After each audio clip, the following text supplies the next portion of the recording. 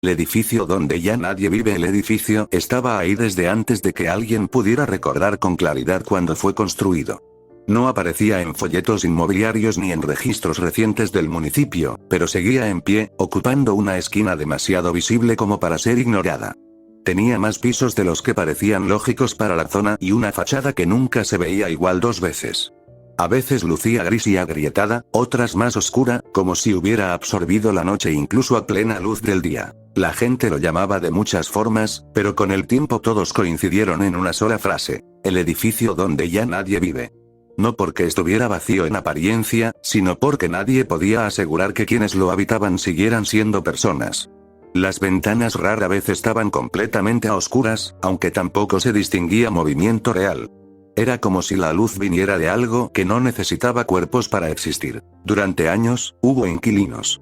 Familias, parejas, personas solas que buscaban renta barata. Todos se iban tarde o temprano. Algunos lo hacían de manera ordenada, avisando al propietario que nunca aparecía en persona. Otros huían de madrugada, dejando muebles, ropa y objetos personales atrás. Había quienes simplemente desaparecían sin aviso, sin despedida, sin rastros. Los vecinos evitaban mirar el edificio por demasiado tiempo. Decían que observarlo fijamente provocaba una sensación incómoda, como si algo devolviera la mirada desde adentro. No era miedo inmediato, sino una presión lenta, persistente, que se alojaba en la cabeza y no se iba fácilmente. El interior del edificio tenía un olor constante, difícil de describir. No era humedad ni moho, aunque se parecía. Era más bien un aroma antiguo, como papel viejo mezclado con metal. Los pasillos parecían más largos de lo que deberían, y las luces del techo nunca iluminaban del todo. Siempre había zonas en penumbra, incluso cuando todas las lámparas estaban encendidas. Los ascensores funcionaban de manera irregular. A veces se detenían en pisos inexistentes. Las puertas se abrían a pasillos que no figuraban en ningún plano, con numeraciones incoherentes y puertas cerradas que parecían observar. Algunos inquilinos aprendieron a usar solo las escaleras, aunque estas tampoco ofrecían seguridad. Subir o bajar tomaba más tiempo del esperado, como si el edificio se estirara mientras alguien avanzaba. Los departamentos eran distintos entre sí, pero compartían una sensación común. Las paredes parecían absorber el sonido.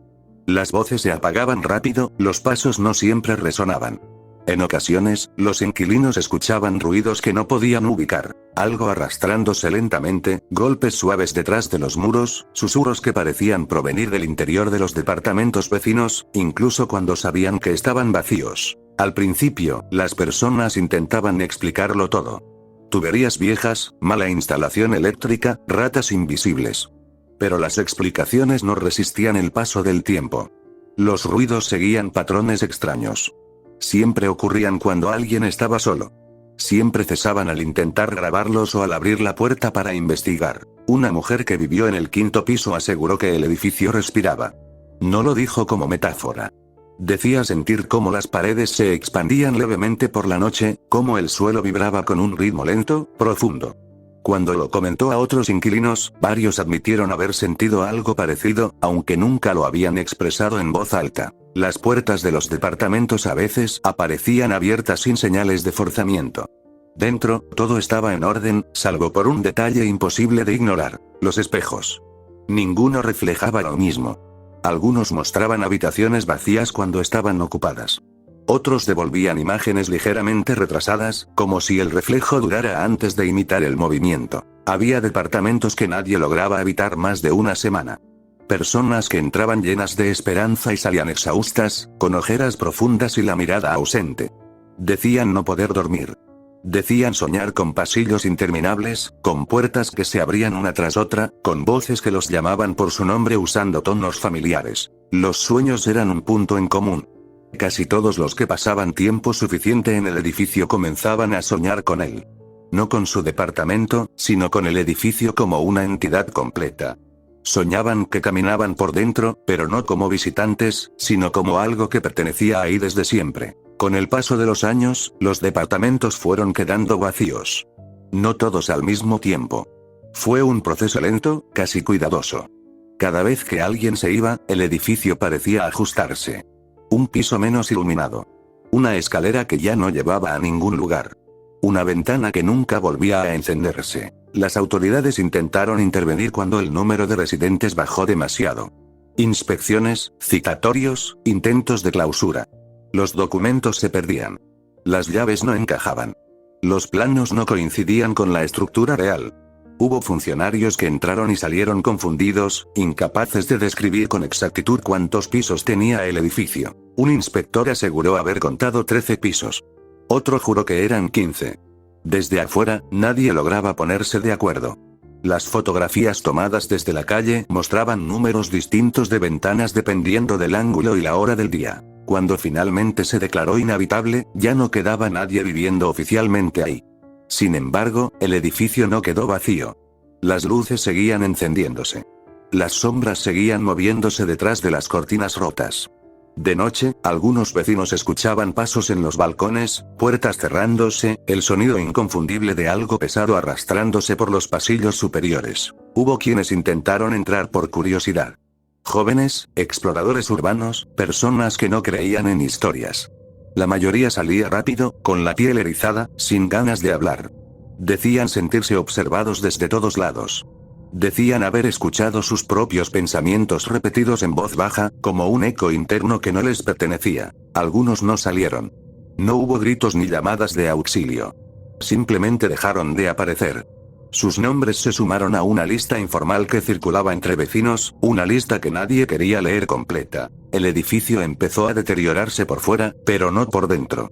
La fachada se descascaraba, las ventanas se rompían, pero el interior se mantenía intacto, como preservado. El polvo no se acumulaba del todo. Los pasillos seguían limpios. Era como si algo se encargara de mantenerlo funcional. Con el tiempo, el barrio aprendió a convivir con su presencia. Se evitaba pasar frente a él de noche. Se cruzaba la calle sin pensarlo. Los niños crecían escuchando advertencias vagas, historias incompletas, miradas serias cuando preguntaban por el edificio. A veces, alguien nuevo llegaba al barrio y preguntaba por qué ese lugar seguía en pie. Nadie respondía de forma directa. Algunos decían que estaba abandonado. Otros que estaba en proceso de demolición desde hacía años. Ninguna respuesta era satisfactoria, pero todas servían para cerrar la conversación. Una noche, durante un apagón general, el edificio fue el único con luces encendidas. Todas las ventanas brillaban con una intensidad suave, constante. Desde lejos, parecía lleno de vida. Quienes lo vieron esa noche aseguraron haber sentido una atracción extraña, un deseo de acercarse, de entrar, de formar parte de algo que los estaba esperando. Al día siguiente, las luces estaban apagadas. El edificio lucía más viejo que nunca. Pero algo había cambiado. Algunos vecinos notaron que había más sombras en las ventanas de los pisos altos. Otros dijeron escuchar risas apagadas, conversaciones lejanas, sonidos cotidianos que no tenían sentido en un lugar vacío. Se empezó a decir que el edificio no necesitaba personas vivas para estar habitado.